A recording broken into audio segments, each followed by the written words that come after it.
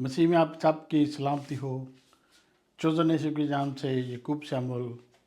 आज हम जैसे मत्ती 9 बाब उसकी 14 आयत से लेकर 26 आयत तक का मुताला करेंगे। पहले गुज़श्ता में पहली आयत का जो 9 बाब का मुताला कर चुका हूँ। अब ये दूसरा हिस्सा है और इसके दूसरे हिस्से की तरफ हम बढ़ रहे हैं। यह इसका अनुमान है रोज़े के बारे में सवाल, और ये यीशु से क्वेश्चन किया जा रहा है रोज़ों के बारे में।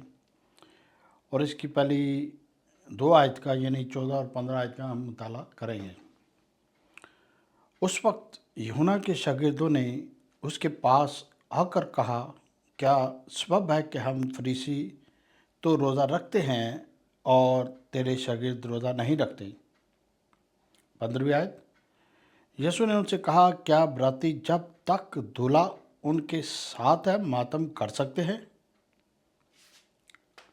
मगर वो दिन आएंगे कि दूल्हा उनसे जुदा किया जाएगा, उस वक्त वो रोज़ा रखेंगे। और जैसा कि कलाम मुक़द्दस में यूहन्ना के शागिर्द सवाल करते हैं, आकर कहते हैं कि यूहन्ना के शागिर्द सवाल करते हैं कि हम तो रोज़ा रखते हैं, फरीसी भी रोज़ा रखते हैं, क्या तुम्हारे शागिर्द रोज़ा रखते हैं? वो क्यों नहीं रोज़ा रखते? वो ये सवाल करते हैं कि हम तो रोज़ा रखते हैं, वो क्यों नहीं रोज़ा रखते? अजीज़ों, जो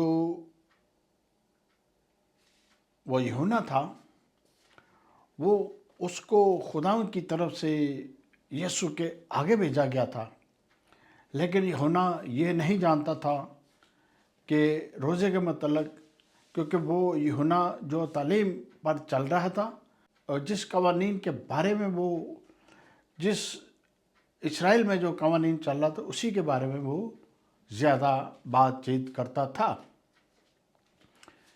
क्योंकि वो भी यहूदी था, लेकिन उसकी तालीम फ़र्क थी। यीशु की तालीम फ़र्क थी। उसने हफ्ते में 2 दफ़ा वो रोज़ा रखते थे। यूहन्ना भी रखता था, उसके जो यूहन्ना के शागिर्द थे वो भी रखते थे।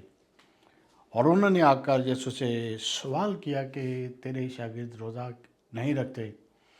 यीशु ने फिर आंसर किया, जब तक खुदावंद उनके साथ है, दूल्हा उनके साथ है, तो वो कैसे कर मातम कर सकते हैं? रोज़ा जब हम आप या दुनिया रखते हैं, वो एक मातम की शक्ल इख्तियार करता है कि हमें जो प्रॉब्लम है उसके लिए हम मातम कर रहे हैं, या किसी तरीके से भी अपने जिस्म को हम दुख दे रहे हैं, या खाना नहीं खाते, तरह तरह से जिस्म को अजियत देते हैं। जब आप टाइम पर खाना नहीं खाएंगे तो ज़ाहिर बात है कि जिस्म दुख में आएगा। तो वो यीशु कह रहे कि जब तक मैं उनके साथ हूँ ये रोज़ा नहीं रखते। हाँ, जब मैं इनके पास से चला जाऊँगा तो ये रोज़ा रखेंगे। और इसी तरह हम आगे बढ़ते हुए 16वीं आयत का मुताला करेंगे। यीशु क्या कह रहे हैं? कोरे कपड़े का पैबंद पुरानी पोशाक में कोई नहीं लगाता, क्योंकि व्यवस्थ पोशाक में से कुछ खींच लेता है और वो ज़्यादा फट जाती है। यीशु कह रहे हैं कि जब एक कोरा कपड़ा, उसको कहते हैं जो बिल्कुल नया ब्रांड न्यू और बड़ा साफ़ सुथरा कपड़ा, के उसके ऊपर वो पुरानी पोशाक का एक टुकड़ा या कोई ऐसी चीज़ को नहीं लगाया जाता, नहीं तो वो उस नए कपड़े को भी ख़राब कर देते हैं। उस नए कपड़े की शान और शौकत जाती रहती है, इसलिए वो उसकी पोशाक में नहीं लगाया जाता। इसी तरह 17वीं आयत का मुताला करेंगे। और नई मैं पुरानी मशकों में नहीं भरते, वरना मशकें फट जाती है और मैं बह जाती है और मशकें बर्बाद हो जाती हैं, बल्कि नई मैं मशकों में भरते हैं और दोनों बची रहती हैं। ये भी मिसाल यीशु दे रहे हैं, उनकी सोच के मुताबिक وہ جو سوچتے ہیں ان کے مطابق کہ میں کو نئی مشقوں میں، ان زمانوں میں اب تو میں جو بنائی جاتی ہے ان کو اور طریقے سے رکھا جائے، ان زمانے میں مشقوں میں کو رکھا جاتا تھا، یا وہ چمڑے کے بڑے بڑے انہوں نے ایسا کچھ بنایا ہوتا تھا جس کے اندر میں کو رکھا جاتا تھا، اور تازی صاف ستھری مشقوں میں رکھی جاتی تھی۔ تو اسی طرح ہم آگے بڑھتے ہوئے دیکھتے ہیں، ہم کلام مقدس میں سے ایک آیت پر غور کریں گے۔ لوکا کی انجیل اس کا 18 باب اس کی 12ویں آیت کا ہم مطالعہ کریں گے، اور جو 12ویں آیت کا مطالعہ کریں گے، میں ہفتے میں 2 بار روزہ رکھتا اور اپنی ساری آمدنی پر دہ یکی دیتا ہوں۔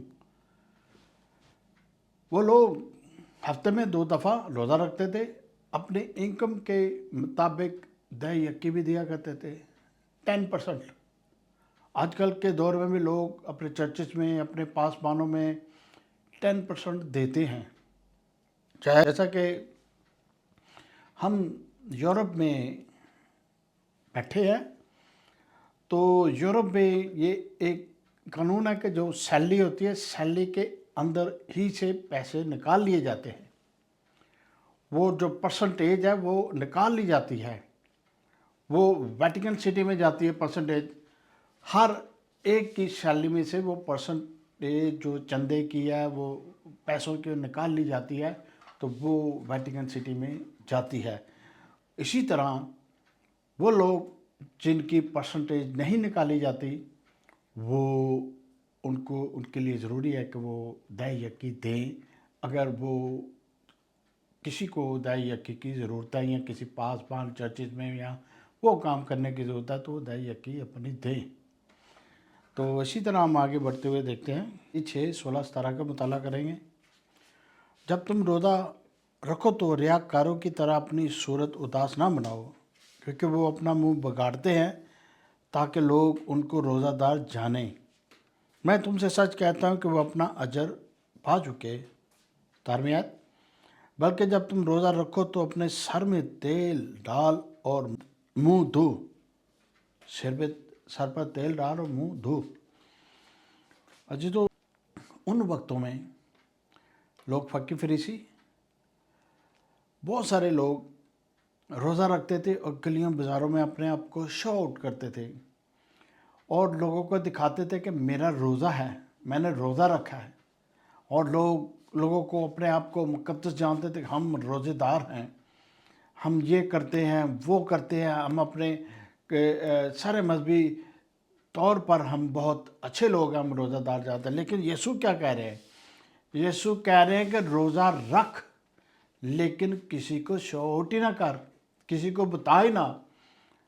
اب دنیا میں آپ جانتے ہیں لوگ روزہ رکھتے ہیں اور اپنے آپ کو شو کرتے ہیں، طرح طرح طریقے سے شو کرتے ہیں، ہم مر گئے، ہم مٹ گئے، روزہ لگ گیا، یہ ہو گیا، وہ ہو گیا، ہمیں پریشانی ہے، گرمی ہے، سردی ہے، اور وہ اپنے آپ کو روزہ دار جانتے ہیں کہ ہم نے لوگوں کو دکھانا ہے۔ لیکن آپ لوگوں کو جو روزہ دار روزہ دکھاتے ہیں، ان کا اجر یہیں کا یہیں رہتا ہے۔ وہ روزہ دار جو اپنے خداوند کو روزہ دکھاتے ہیں، ان کا اجر بڑھتا ہے۔ آپ نے روزہ رکھا تو آپ کے گھر کے خاندان کو بھی نہ پتا ہو کہ آپ نے روزہ رکھا ہے، کہ آپ روزے میں ہو۔ روزے میں کاروبار کریں، کام کریں، ساری چیزیں کریں، لیکن اپنے آپ کو پاک رکھے اور شو نہ کرے کہ میں نے بہت بڑا احسان کر دیا۔ اگر آپ نے روزہ رکھا، آپ نے اپنے لیے روزہ رکھنا، اپنے اور کسی کا نہیں، اپنے گناہوں کو صاف کرنے کے لیے، اپنی ضروریات کے لیے اپنے روزہ رکھا، اپنے کسی کے لیے کسی کو دکھانے کی کیا ضرورت ہے؟ تو اسی طرح ہم آگے بڑھتے ہوئے دیکھتے ہیں، ابھی ہم اسی طرح آگے بڑھتے ہوئے 18ویں اور 19ویں آیت کا مطالعہ کریں گے۔ یہ خاص آیت ہے، اور 18ویں آیت سے ہم پڑھیں گے۔ 18ویں آیت، وہ ان سے کہہ ہی رہا تھا کہ دیکھو ایک سردار نے آ کر اسے سجدہ کیا اور کہا میری بیٹی ابھی مری ہے، لیکن تو چل کر اپنا ہاتھ اس پر رکھ تو وہ زندہ ہو جائے گی۔ یسوع اٹھ کر اپنے شاگردوں سمیت اس کے پیچھے ہو لیا۔ ایک سردار اس کو کہتے ہیں جو بہت بڑا آدمی ہے، جو یہودیوں میں بہت بڑا آدمی تھا، اس کی بیٹی تھی، چھوٹی بچی تھی، 12 سال 13 سال یا ایسے کچھ تھا، اور وہ مر جاتی ہے۔ وہ یہ درخواست لے کر آتا ہے کہ وہ کنفرمیشن دیتا ہے یسوع کو، میری بیٹی مر چکی ہے، میری بیٹی اب دنیا میں نہیں ہے، میری بیٹی کے میرے خاندان کے پاس اب اس کی ڈیڈ باڈی ہے، وہ مر چکی ہے، ہمیں صرف تجھ ہی پر امید ہے کہ اگر تو اس کے اوپر اپنا ہاتھ رکھے گا، اس کو کہے گا تو وہ زندہ ہو جائے گی۔ اس بچے کا، اس سردار کہن کا اتنا بڑا ایمان تھا، اتنا بڑا کہا، کیونکہ اس نے بہت ساری باتیں یسوع المسیح کے بارے میں سنی ہوئی تھی کہ یسوع نے مردوں کو زندہ کیا، یسوع نے کوڑیوں کو پاک صاف کیا، جن کو ہاتھ نہیں وہ لگاتے تھے، یسوع نے بڑے بڑے کام کیے، ہواؤں پانی کو روک سکتا ہے، یہ خدائی قدوس ہے، خدا کا بڑا ہے۔ یہ ساری باتیں وہ جانتا تھا، وہ اپنے دل میں اس نے سمائی تھی کہ میرے پاس تو اب کچھ نہیں رہا، میری ایک ہی اس کی اکلوتی بیٹی تھی، وہ بھی مر چکی تھی۔ یسوع اس کے ساتھ، اس کے پیچھے پیچھے چل پڑا کہ جا کر میں اس کو، جس بات پر وہ مجھے لینے کے لیے میرے پیچھے آیا، مجھے سجدہ کیا۔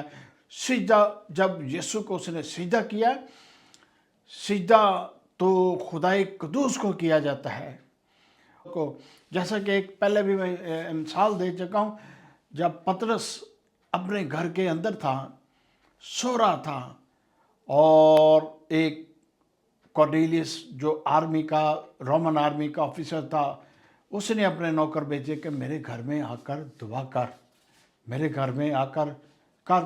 تو وہ 3 لوگ گئے، اور جب پطرس اس کے گھر میں گیا تو وہ سجدے پڑ گیا، اور پطرس کے پاؤں میں گر پڑا، اور پطرس کہا میں بھی تو آدم ہوں، تو مجھے کیوں سجدہ کرتا ہے، میں ایک آدم ہوں۔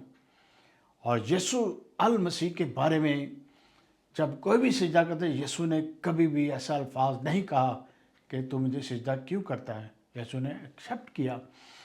ایک اور مثال ہے اسی طرح ہم آگے بڑھتے ہوئے، جب ہم مکاشفہ کی کتاب میں جائیں گے تو مکاشفہ کی کتاب میں جب ہم پڑھتے ہیں تو جب فرشتہ آسمان سے نیچے اترا، یونا عرف مکاشفہ لکھ رہا تھا، تو یونا عرف پر اپیر ہوا، ظاہر ہوا، تو یونا عرف بھی اوندے منہ گر پڑا، اور فرشتے کے آگے گر پڑا، تو فرشتے نے آگے سے کہا میں تو بھی خداوند کو سجدہ کرتا ہوں، تو مجھے کیوں سجدہ کرتا کہ میں اس قابل نہیں ہوں تو مجھے سجدہ کرے۔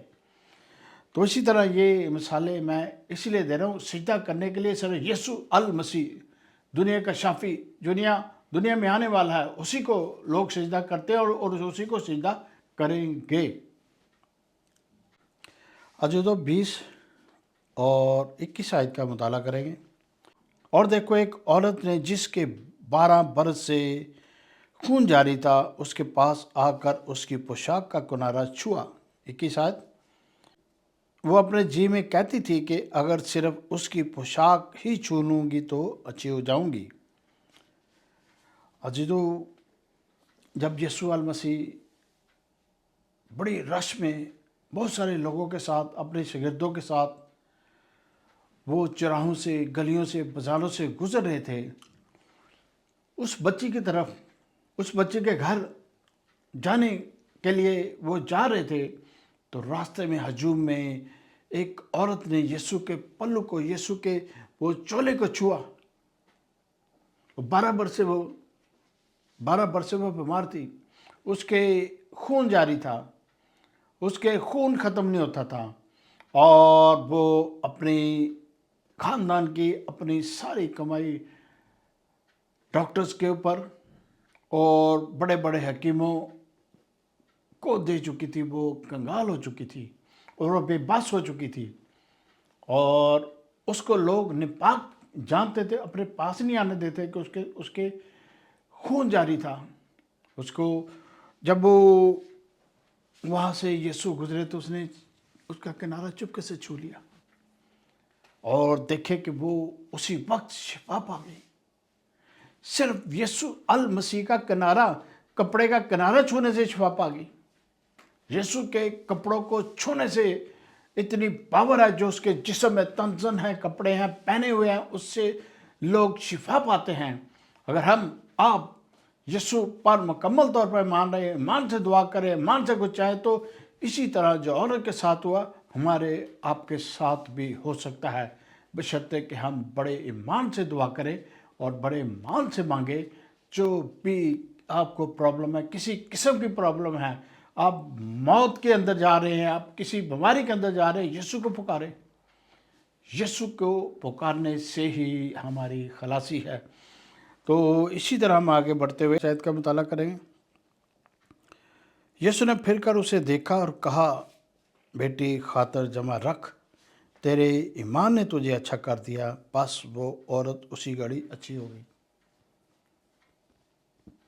यीशु ने फील किया, महसूस किया कि उसके अंदर से पावर निकली है, और उसने कहा, वो बेटी, वो औरत डरती हुई, यीशु से कांपती हुई, वो कहने लगी, मैंने छुआ है। यीशु ने कहा, खातर जमा रख। वो औरत उसी घड़ी, उसी लम्हे में अच्छी हो गई। उसका खून आना बंद हो गया। उसका जिस्म नौज़ादा छोटे बेबी की तरह, बच्चे की तरह हो गया कि उसके जिस्म से सारी चीज़ें जाती रही। और यीशु ने कहा, जा अपने घर और अपने ताई अब गुनाह ना करी। तो इसी तरह आगे बढ़ते बढ़ते अगले हिस्सों में यीशु पहुँचे, अगली गली में यीशु पहुँचे, तो वो सरदार कहन का घर आन पहुँचे, उसके दरवाजे पर आन पहुँचे। तो इससे आगे बढ़ते हुए 23 आयत का मुताला करेंगे। और जब यीशु सरदार कहन के घर में आया तो बांसुरी बजाने वालों को और भीड़ को गुल मचाते देखा, तो कहा, हट जाओ, क्योंकि लड़की मरी नहीं बल्कि सोती है। वो उस पर हंसने लगे। मगर जब वो भीड़ 25 आयत, और जब वो भीड़ निकाल दी गई तो उसने अंदर आकर उसका हाथ पकड़ा उस लड़की, और लड़की उठी।